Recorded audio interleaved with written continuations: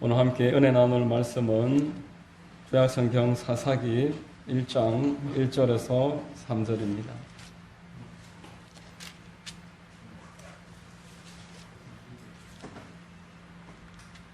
함께 은혜 나눌 말씀 구약성경 사사기 1장 1절로 3절입니다.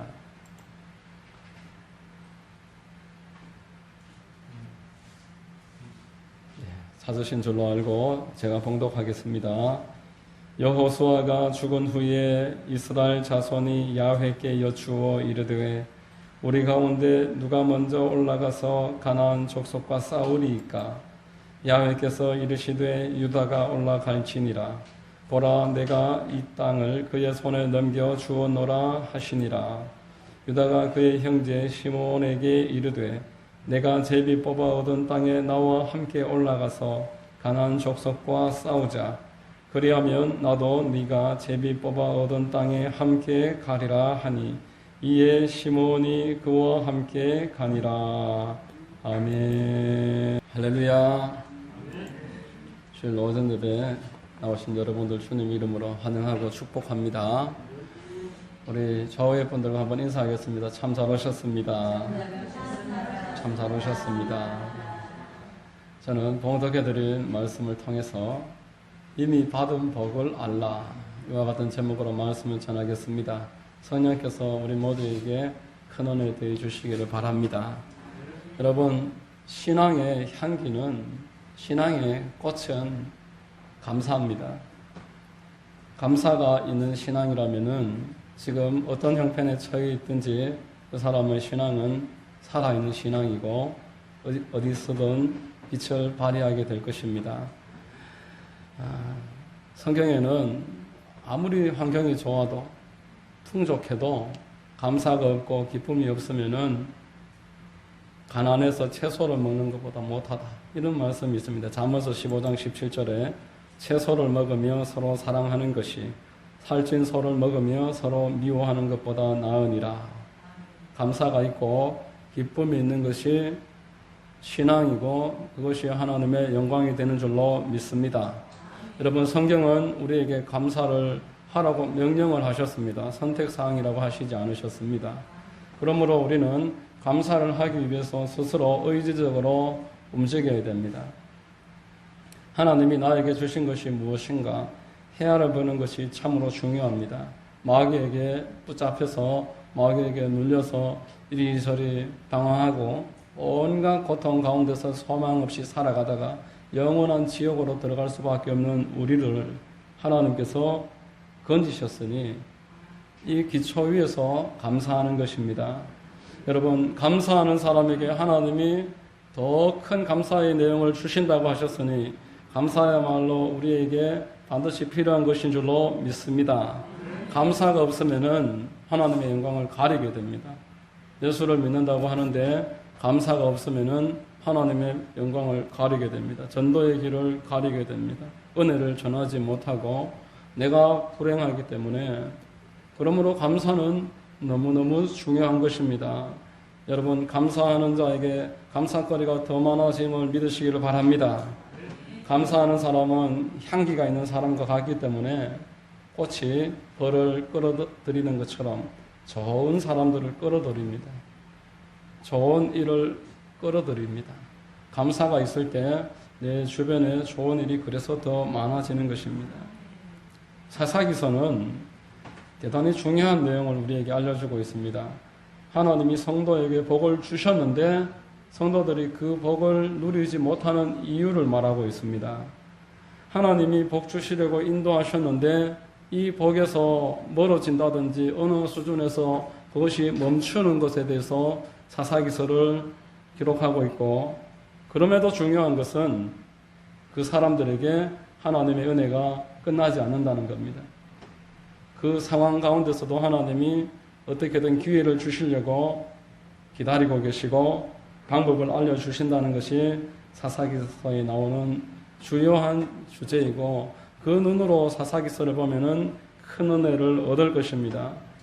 사사기서는 오늘 우리에게 첫 번째로 이렇게 말합니다. 하나님과 성도 사이에게는 아주 튼튼한 연결고리가 있다 말씀하고 있습니다. 본문 1절 여호수아가 죽은 후에 이스라엘 자손이 야훼께 여쭈어 이르되 우리 가운데 누가 먼저 올라가서 가나안 족속과 싸우리이까 야훼께서 이르시되 유다가 올라갈지니라. 야, 이제 우리 가운데 사람이 있을까? 그런데 하나님이 말합니다. 유다가 이제 하면 된다. 모세가 있을 때 좋았지만 모세가 죽고 나니 누가 있을까? 여호수아가 있느니라. 여호수아가 계속 인도할 때 좋았는데 여호수아가 죽었습니다. 그럼 우리를 누가 인도할까? 자, 이제 유다가 있다. 우리 사람들이 이런 말을 합니다. 그 사람이 죽으면은, 그 사람이 없으면은 우리 어떡하지? 그 사람 없으면은 우리 자녀들은 어떠하지? 우리 교회는 어떠하지? 이런 말들을 우리 쉽게 합니다. 그러나 그러므로 하나님이 믿음 있는 사람들을 기뻐하시는 것입니다. 지금까지 나를 인도하신 분이 그 사람이 통로로 된 것이지만 하나님이 인도하셨기 때문에 하나님은 여기까지 나를 인도하셨으므로 장래에도 인도하신다라는 것입니다. 하나님이 지금까지 예비하셨으니 앞으로도 미래에도 인도하시고 예비하십니다. 하나님의 예비하심은 우리의 측량을 넘어서는 것입니다. 우리의 이성으로 우리의 생각으로 하나님의 예비하심을 다 이해하지 못합니다. 창세기 1장에 보면 하나님이 복을 주십니다. 28절에 그들에게 복을 주셨다 말씀했습니다. 그리고 2장에 가면은 선악과는 먹으면 안 된다. 나의 주권이다. 먹지 말아라. 그러면은 복을 계속 누릴 것이다. 이렇게 이야기하셨는데 돌아서자마자 3장에서 선악과를 따먹어버립니다. 하나님을 거역하고 대적했습니다. 죄를 지었습니다. 그런데 놀라운 것은 그 3장에 이미 벌써 하나님이 이 땅에 구원자를 보내신다라고 거기서부터 말씀을 하시고 계십니다. 그리고 가죽 옷이 그 사람이 입을 옷이 된다라고 말씀을 하십니다. 이미 그 장소에 예비되어 있었다는 것을 우리가 깜짝 놀라지만 성경은 그보다 더 한 걸음 나아가서 이렇게 말씀하십니다. 하나님은 사람처럼 발등에 불이 떨어지면 이때부터 부랴부랴 이렇게 할까 저렇게 할까 찾아보다가 하나를 선택하시는 분이 아니시라. 이미 하나님 다 알고 계시다라는 겁니다. 이미 예비해 놓으셨다라고 말씀하십니다. 우리의 구원이 영원 전부터 예비되었다라고 말씀하고 있습니다. 에베소서 1장 4절에 곧 창세전에 그리스도 안에서 우리를 택하사 우리로 사랑 안에서 그 앞에 거룩하고 흠이 없게 하시려고 이렇게 말씀하십니다. 여러분, 이처럼 하나님이 여러분들과 저를 구원하시는 그 연결의 고리는 튼튼한 것입니다. 영원 전부터 하나님께서는 준비하셨다라고 말씀하십니다. 성부와 성자와 성령께서 삼위로서 함께 우리를 연결하고 계십니다. 성부께서 계획하시고 성자께서 실행하시고 성령께서 우리에게 적용을 하셨습니다. 인간이 하는 일도 세 사람이 하면은 튼튼하다고 합니다. 전도서 4장 12절에 한 사람이면 패하겠거니와 두 사람이면 맞설 수 있나니 세 겹줄은 쉽게 끊어지지 아니하느니라. 사람이 하는 일도 삼겹줄은 쉽게 끊어지지 아니하고 넘어져도 다시 일어나고 그 일이 성취가 있는데 하나님께서 세 분이서 같이 우리를 붙잡고 계시니까 우리의 구원이나 우리의 이 땅에서 인도함이나 우리의 받을 축복이 얼마나 튼튼하겠느냐라는 것입니다. 여러분, 다시 말씀드립니다. 내가 없으면 내 가족은 어떻게 하지? 나의 자녀는 어떻게 되지? 그런 생각은 내려놓으십시오. 하나님이 책임지시는 줄로 믿으시기를 바랍니다. 하나님이 어떤 통로를 통해서도 반드시 책임지십니다. 주기철 목사님이 1944년도 목사하시고 이듬해에 해방이 됐습니다. 이제 교회가 어느 정도 힘을 회복하니까 주기철 목사님 사모님과 그 아들들을 찾아 나서서 찾았습니다.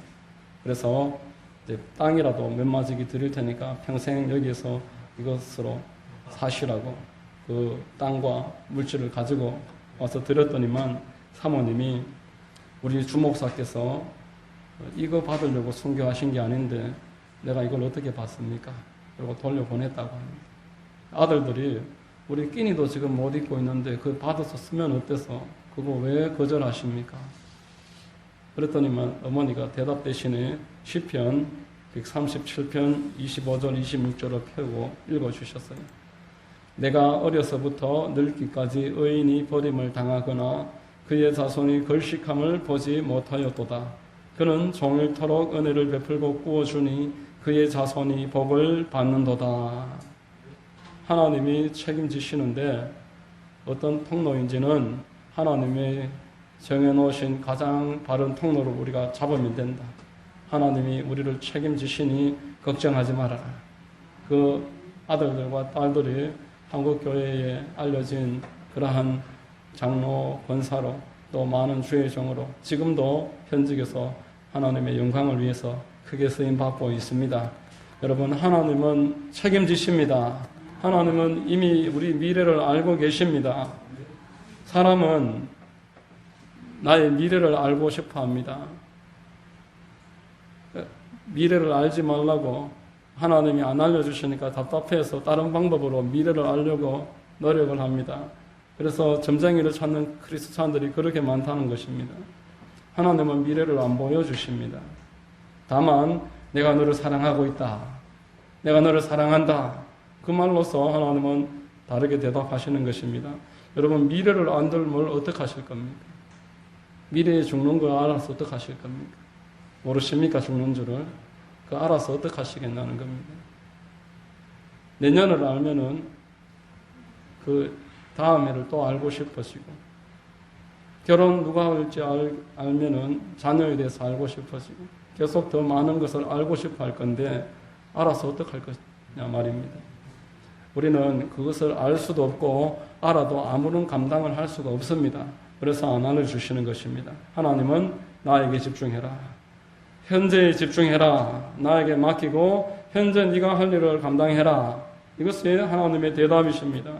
히브리서 13장에 예수 그리스도는 어제나 오늘이나 영원토록 동일하시니라.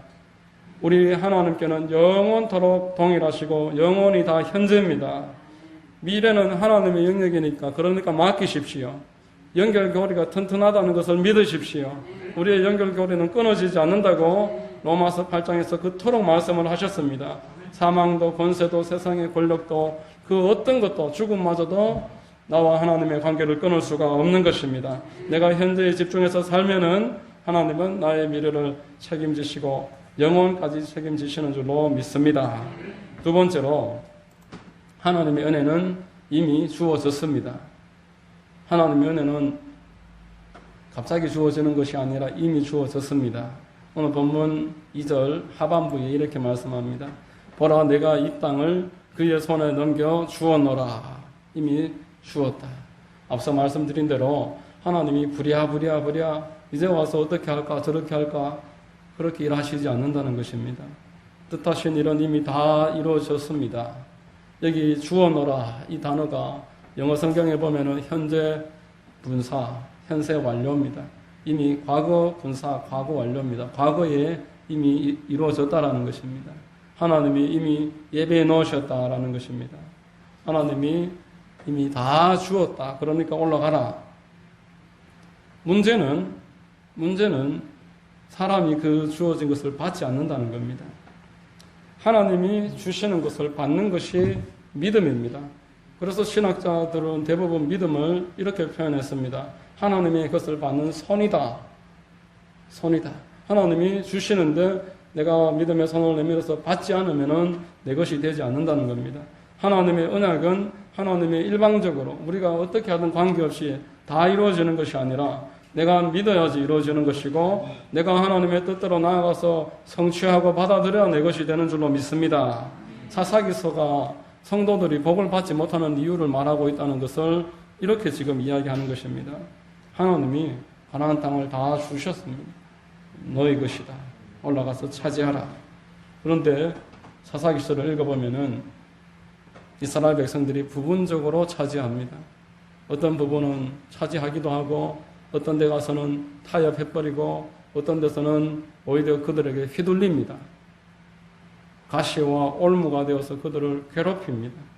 사사기 2장 2절로 3절에 너희는 이 땅의 주민과 언약을 맺지 말며 그들의 재단을 헐라하였거늘 너희가 내 목소리를 듣지 아니하였으니 어찌하여 그리하였느냐. 그러므로 내가 또 말하기를 내가 그들을 너희 앞에서 쫓아내지 아니하리니 그들이 너희 옆구리에 가시가 될 것이며 그들의 신들이 너희에게 올무가 되리라. 이렇게 말씀하고 있습니다. 하나님이 다 주셨는데 거기 가서 그 사람들하고 계약 맺지 마라. 그의 신들을 섬기지 마라. 만몬 신 따르지 마라. 우상 숭배하지 마라. 하나님 외에 어떤 우상 만들면 안 된다. 이 시대의 가장 큰 우상이 자기 자신이라고 합니다. 자기 자신을 금덩거리 섬기듯이 섬깁니다. 하나님은 하찮이 여기고 신앙은 아무렇게나 여기고 자기 자신은 얼마나 떠받드는지 자기 자식은 얼마나 떠받듭니까?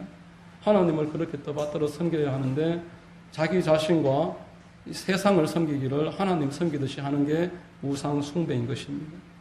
그것이 그 사람에게 가시가 되는 것입니다. 올무가 되는 것입니다. 이것이 성도가 이 땅에서 누려야 될 복을 제한합니다. 복을 받지 못하게 만듭니다. 여러분 창세기 22장에 보면은 하나님이 아브라함에게 모리아 산에 올라가서 이삭을 제물로 바쳐라. 알지 못하지만 아브라함이 순종해서 올라갔습니다. 아브라함이 알지 못했지만 이미 그곳에 양들이 준비되어 있었습니다. 제물이 다 준비되어 있었습니다. 만약에 아브라함이 논리적으로 따지기를 좋아해서 결국 불순종했다면은 그날 그 순종의 복은 지나가는 것입니다. 그날 하나님이 예비해 놓으셔서 야훼 이르라고 간증할 수 있는 기회는 그냥 지나가 버립니다. 다음 기회를 다시 기다려야 되는 것입니다. 여러분 아브라함에게 시험이 없게 하셨습니다. 그때 시험을 통과하고 더 이상 시험이 없게 하셨습니다. 이 아브라함은 죽은 자를 살리는 믿음이 있어서 그 아들에게 칼을 내리들었다라고 로마서 4장에서 말했습니다. 로마서 4장 17절에 기록된 바 내가 너를 많은 민족의 조상으로 세웠다 하심과 같으니 그가 믿은 바 하나님은 죽은 자를 살리시며 없는 것을 있는 것으로 부르시는 이시니라. 18절에 가면은 아브라함이 믿음의 조상이다. 그렇게 이야기하는 겁니다. 아브라함은 혼자만의 이러한 복이 아니라 우리 또한 그 발자취를 이어가게 될 것이다. 하나님을 믿는 자에게는 이러한 복이 있다라는 모델로 아브라함을 세우셨습니다. 예비하시겠다라는 것입니다. 여러분에게 아브라함의 복이 있는 줄 믿으시기를 바랍니다. 우리 갈라디아서 3장 13절 14절 같이 한번 읽겠습니다. 갈라디아서 3장 13절 14절입니다. 같이 읽습니다. 시작. 그리스도께서 우리를 위하여 저주를 받은 바 되사 율법의 저주에서 우리를 속량하셨으니 기록된 바 나무에 달린 자마다 저주 아래에 있는 자라 하였음이라. 이는 그리스도 예수 안에서 아브라함의 복이 이방인에게 미치게 하고 또 우리로 하여금 믿음으로 말미암아 성령의 약속을 받게 하려 함이라. 아브라함의 복이 임하게 하시겠다. 아브라함이 누렸던 그 믿는 자가 받은 복, 하나님이 예비하시는 복, 하나님이 그때그때 인도하시고 채워주시는 복을 믿는 자들이 누리게 하시겠다라는 것입니다. 여러분, 이 믿음의 복을 우리가 어떻게 받겠습니까? 이미 여러분들에게 복이 주어졌는데 이 복을 어떻게 받겠습니까? 생각과 말과 믿음과 꿈, 이 네 가지 영적인 통로가 있습니다. 하나님께서 사람에게 역사하실 때 먼저 생각으로 역사하십니다. 그리고 말로 역사하십니다. 그리고 믿음으로, 꿈으로 이렇게 역사하십니다. 마귀도 마찬가지 똑같은 방식으로 사람의 생각을 장악합니다. 생각으로, 말로 장악합니다. 믿음과 꿈을 꺾어버립니다. 그것을 삐뚤어지게 만들어버립니다.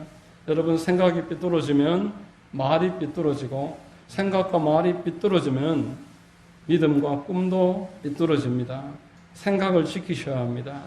잠언서 4장 23절에 모든 지킬 만한 것 중에 더욱 내 마음을 지키라. 생명의 근원이 이에서 남이니라.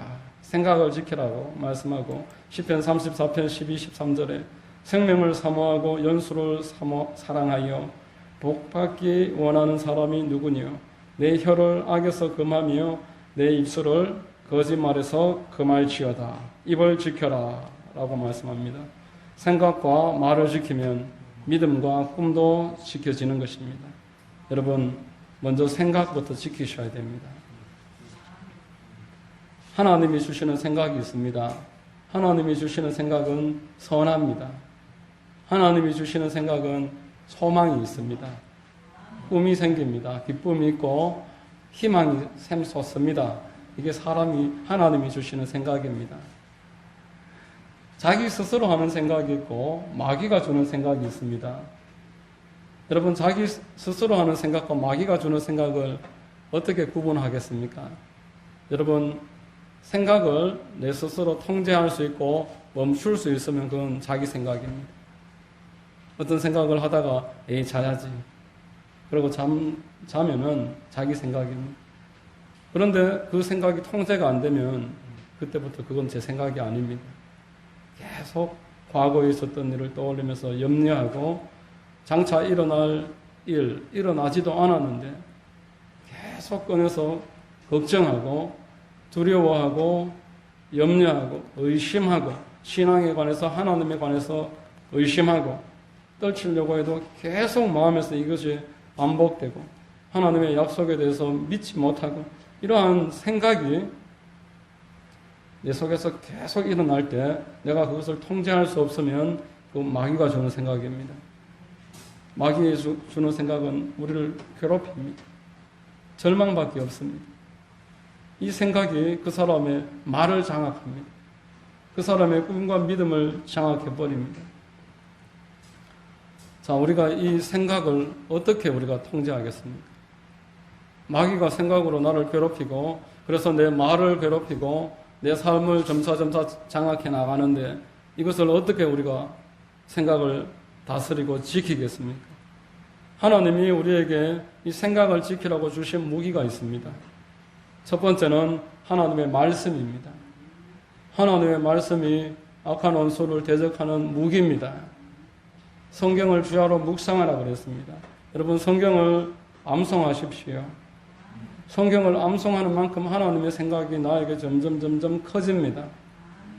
성경을 100구절 이상만 암송하면 여러분들 잡념 대부분 통제할 수 있습니다. 제가 한 150구절 넘어가니까 제 마음에 의심이 없어졌습니다. 매일 아이를 등교시키면서 제가 150구절을 암송을 하는데 의심이 사라지고 걱정이 사라집니다. 여러분, 말씀을 읽고 할 수 있으면 암송하십시오. 우리 주보에 보면은 암송 구절 나오고 있습니다. 하루에 한 10번만 그냥 암송 구절을 읽으십시오. 그러면 외워집니다. 말씀이 무기고 두 번째는 예수님의 보혈입니다. 예수님의 보혈이 우리 생각을 통제하는 무기가 됩니다. 여러분, 머릿속에 온갖 잡념이 들 때 그 생각을 내버려 두지 마시고 끊으려고 해도 멈추려고 해도 멈추지 않거들랑 그 생각 속에 보혈을 덮으십시오.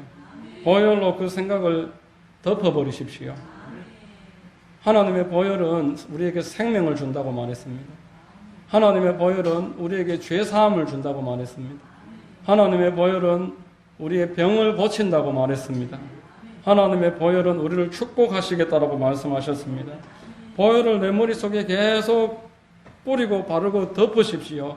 성경에 베드로 서신에 보면은 하나님의 말씀은 우리의 생각을 덮고 우리의 모든 약함을 덮고 그 위에 뿌리기 위해서 핏뿌림을 받기 위해서 우리가 선택받았다 말씀을 했습니다. 출애굽기에 보면은 6월절 어린 양의 피를 문설주에 바르니까 죽음의 사자가 패스오버 넘어갔다라고 말했습니다. 하나님의 말씀 그리고 보혈을 나에게 계속 덮으면은 내 속에 우울한 생각이나 음란한 생각이나 온갖 생각들이 나를 장악할 때 이 생각을 떨칠 수가 있습니다. 믿는 사람에게 무슨 마귀가 무슨 생각을 줍니까? 성경에 보십시오. 예수님에게 마귀가 찾아와서 공격했고 사도 바울에게 마귀가 와서 공격을 했습니다. 가룟 유다도 마귀에게 그 생각이 장악당했고 베드로도 마귀에게 밀가부르듯이 흔들었다라고 말했습니다. 예수님을 부인하고 그 앞에서 예수님 떠나게 했던 그 마귀가 지금도 우리에게 동일하게 공격한다고 베드로서신은 우리에게 말하고 있습니다. 우는 사자와 같이 삼킬 자를 찾는다. 그러므로 여러분, 우리가 마귀가 나를 공격하나 마나 이런 걸로 생각하실 거 아니라 방금 말씀드린 대로 생각이 공격을 당할 때 예수님의 이름과 보혈로 예수님의 그 모든 권세로 마귀를 대적하고 생각을 대적하십시오. 생각이 휘둘리도록 내버려 두지 말고 생각을 온전하게 보혈로서 장악해 버리십시오. 그런데 스스로 하면은 잘 안 되실 겁니다. 왜냐하면은 방언 외에 모든 은사는 교회를 위해서 주셨다라고 말했습니다. 방언 기도는 나의 유익을 위해서 주셨지만 다른 은사는 교회를 위해서 주셨다고 말했습니다. 자기 스스로를 축소하고 잘 안 된다는 겁니다. 그래서 교회가 있습니다. 여러분, 그런 생각에 휘둘리시는 분들, 우울증에 휘둘리시는 분들, 불면증이나 염려, 근심, 걱정에 휘둘리시는 분들, 교회에 이야기를 하십시오. 그리고 수요 예배와 금요 예배에 나오십시오. 같이 기도하면은 이겨낼 수 있습니다. 상담을 요청하시고 주보에 보면은 교회 이메일 주소가 있습니다. 상담 이야기 직접 하기 힘들면은 메일로라도 하십시오. 생각이 마귀에게 계속 공격당해서 하루도 한 시간도 마음이 편하지 않는데 어떻게 복을 받습니까? 입만 열면 짜증밖에 안 나오는데 어떻게 복을 받습니까?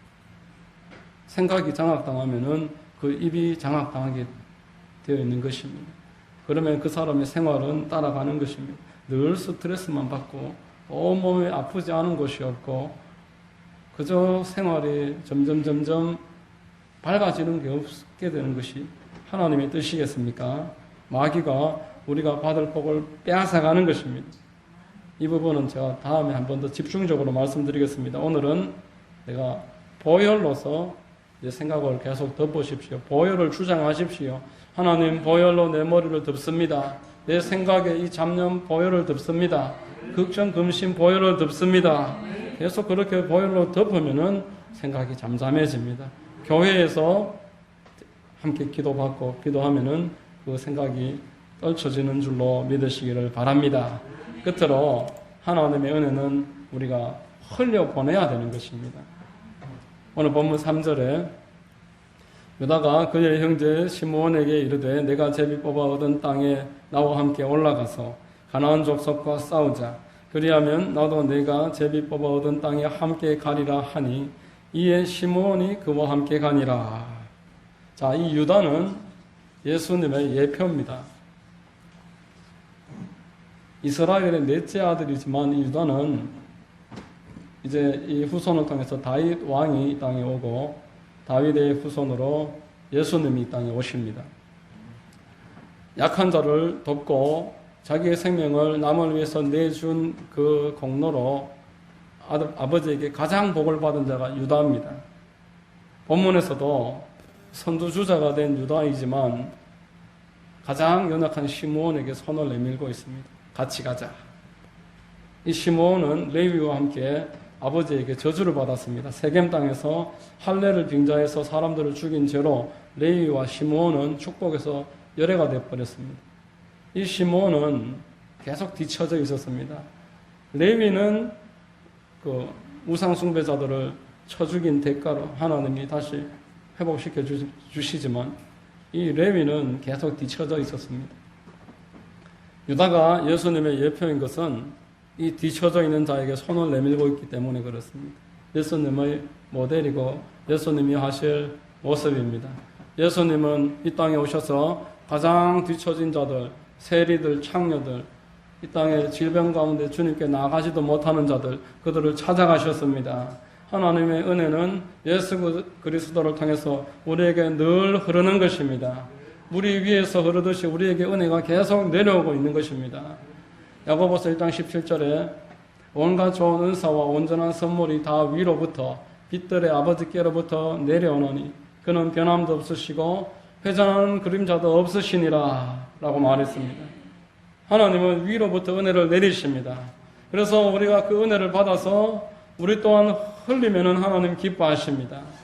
마귀는 그 은혜를 고여있게 만듭니다. 흘려보내는 것을 하지 말라고 합니다. 그러나 우리 주님께서는 주라. 그러면 누르고 흔들어 넘치게 만들어 주겠다. 계속 주라. 그렇게 하십니다. 이스라엘 땅에 두 바다가 있습니다. 갈릴리 바다는 헐몬산에서 눈이 녹음으로써 계속 물을 공급을 받아서 사시사철 물이 푸르고 청청하고 생명체가 넘쳐납니다. 그리고 그 물을 계속 아래로 흘러나가기 때문에 그 물에 많은 생명체가 살고 있고 그 물은 늘 많은 사람이 찾고 있습니다. 흐른다는 겁니다. 사회는 흐르지 않습니다. 받기만 계속 받는데 고여 있습니다. 자, 많이 이제 받고 안 보내니까 쌓이느냐? 그렇지 않습니다. 다 증발해버립니다. 찌꺼기만 계속 쌓이고, 염분만 계속 쌓이고, 사람이 살 수 없는 것만 계속 쌓이고, 점점 악화되어서 아무도 살지 못하는 바다가 되는 것이 사회입니다. 여러분, 자연계도 마찬가지이고, 연계도 그렇고, 흘려보낼 때 더 많이 흘림 받고 내려온다는 것을 믿으시기를 바랍니다. 물질도 시간도 모든 은사도 남을 위해 쓰라고 하나님이 우리에게 주셨습니다. 하나님의 나라와 그 일을 위해서 사용하면은 모자람이 없습니다. 점점 풍성하게 주시고 더 많아지게 만들어 주시는 것입니다. 내게 주신 은혜와 나의 물질과 나의 시간과 내 모든 달란트를 하나님의 교회를 위해서 섬기는 일을 위해서 내어놓고 헌신을 할 때에 모자람이 없게 해주십니다. 하나님의 은혜는 이렇게 흐르는 자에게 더 많이 흐르는 만큼보다 더 많이 풍성하게 만들어 주십니다. 가장 큰 은혜이고 가장 크게 흘려보내야 될 것이 있다면 복음인 줄로 믿습니다. 예수 그리스도의 복음을 우리가 흘려보내는 것이 두말할 나위 없이 하나님 가장 기뻐하시는 일입니다. 그 일을 하는 자에게 하나님은 약속을 하셨습니다. 부족하지 않게 해주겠다. 네가 헌신한 것 100배로 갚아주겠다. 이것은 무제한으로 하나님이 제한 없이 주시겠다는 뜻입니다. 복음을 위해서 한 영혼 살리려고 시간과 물질을 들이면은 낭비되는 법이 없습니다. 마가복음 1장 29절 30절에 예수께서 이르시되 내가 진실로 너희에게 이르노니 나와 복음을 위하여 집이나 형제나 자매나 어머니나 아버지나 자식이나 전토를 벌인 자는 현세에서 집과 형제와 자매와 어머니와 자식과 전토를 100배나 받되 박해를 겸하여 받고 내세의 영생을 받지 못할 자가 없느니라. 이렇게 약속하셨습니다. 하나님의 은혜를 우리가 받았습니다. 여러분 예수 그리스도 믿으십니까? 예수 그리스도를 믿음으로 여러분들이 은혜를 받으셨습니다. 이 은혜가 여기에서 머물러 있으면 안 되는 것입니다. 나보다 더 약한 자들, 내가 도와줄 수 있는 자들, 나의 은혜가 흘러갈 수 있는 기회가 되는 모든 기회를 찾아서 거기에 은혜를 흘려보내고 물질과 시간을 통해서 복음을 함께 실어보내면 하나님은 더 많이 갚아주시고 채워주시는 것입니다. 제가 6년이 지난 지금 가장 확실히 있게 말할 수 있는 것은 복음 전하는 자는 하나님이 살게 하신다. 할렐루야. 복음 전하면 하나님이 살게 하십니다. 복음 전하는 자는 복음으로 말미암아 살리라. 하나님이 부족하지 않게 하시고 누구에게 아쉬운 소리 하지 않아도 이길 수 있게 모든 상황에 개입하십니다. 이 복음 전하는 자들이 받는 무제한의 복입니다. 필요한 것들은 그때그때 다 주십니다. 자, 말씀을 맺겠습니다. 오늘 하나님과 우리의 연결고리는 튼튼하다 그랬습니다. 끊어지지 않습니다. 누가 어떤 사람 때문에 바뀌지 않습니다. 내 자녀 하나님이 끝까지 책임지시고 내가 지금 돌보고 있는 모든 것들이 내가 없으면은 하나님이 하나님의 방식으로 반드시 살려내십니다. 이걸 여러분들 꼭 기억하십시오. 은혜가 이미 주어졌습니다. 은혜가 이미 벌써 주어졌습니다. 그런데 이 은혜는 이제 내가 받는 것입니다. 하나님의 은혜가 이 저수지와 같이 내 머리 위에 놓여져 있습니다. 하영조 목사님 표현으로 하면은 말과 생각과 꿈과 믿음이 그 수문을 여는 것이다. 그 생각과 말과 믿음과 꿈이 그 저수지의 문이다. 이렇게 말했습니다. 은혜를 내가 열면은 하나님이 내려보내십니다. 은혜를 받아서 흘려보내기를 원하시기 때문에 은혜를 주신다는 겁니다. 여러분들이 이런 은혜를 풍성하게 받게 되시기를 주의 이름으로 축원합니다. 이런 은혜가 있게 되시기를 예수님의 이름으로 축원합니다. 기도하겠습니다. 하나님 아버지 감사합니다.